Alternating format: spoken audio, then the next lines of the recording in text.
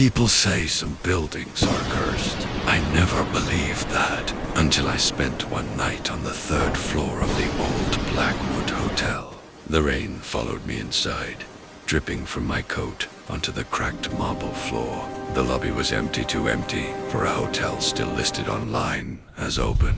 A flickering chandelier hummed above me like a dying insect. Behind the counter sat a man in his late 60s, pale, motionless. I cleared my throat. Excuse me. I need a room. Slowly, his eyes lifted. They weren't tired. They were afraid. You can stay, he said quietly, but not on the third floor. I smiled. Is that where the ghosts are? He didn't smile back. There are no rooms on the third floor. I didn't argue. I just needed sleep. He slid a key across the counter. Room 217. As I walked toward the elevator, I heard him whisper, "If you hear knocking, don't answer." The room smelled like dust and old memories. The clock on the wall was frozen at 3:12. I tossed my bag on the bed and collapsed. That's when I heard it. Knock.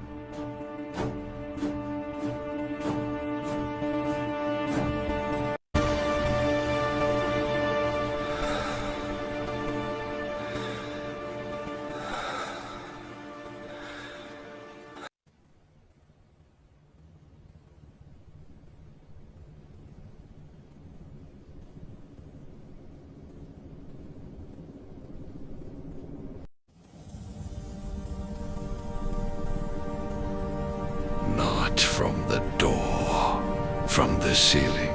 I sat up, heart pounding. The third floor. I laughed nervously. Old buildings make noises. Then I heard footsteps. Slow, heavy, directly above.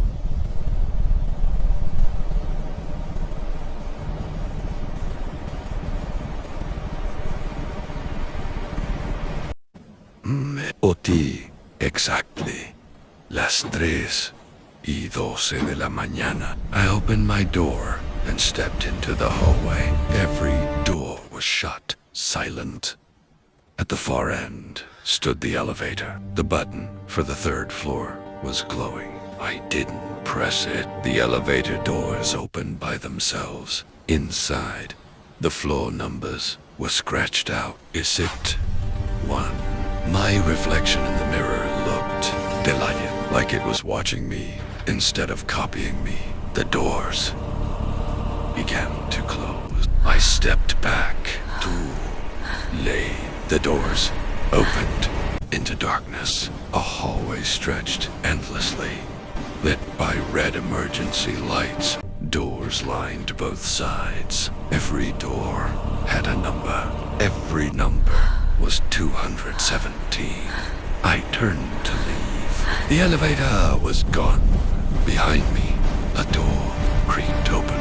Inside was my room, my bag, my bed, and me, asleep. I stepped back, gasping. The sleeping version of me opened his eyes and smiled. The lights flickered. Doors began opening. Inside each room were people, men, women, children frozen in terror. Their eyes followed me.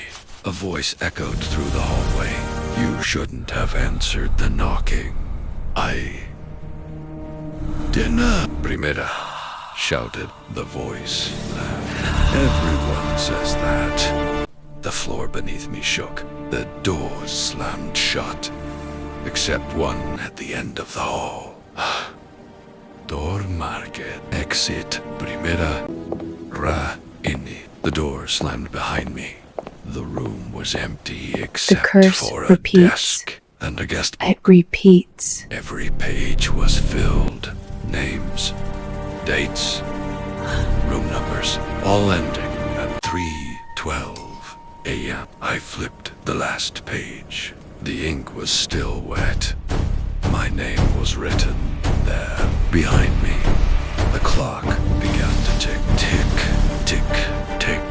I felt breath on my neck. You can leave, the voice whispered. How? Primera, crié, de take someone's place. Primera turned. The man from the front desk stood there, young, terrified, who's like me. Sunlight streamed through the lobby windows. A traveler stepped inside. Hello! Khalid. Behind the counter sat a man in his late 20s. Pale? Motionless. He lifted his eyes. You can stay, I said quietly, but not on the third floor. The chandelier flickers. The clock strikes 3:12 a.m. Knock. Knock. Knock.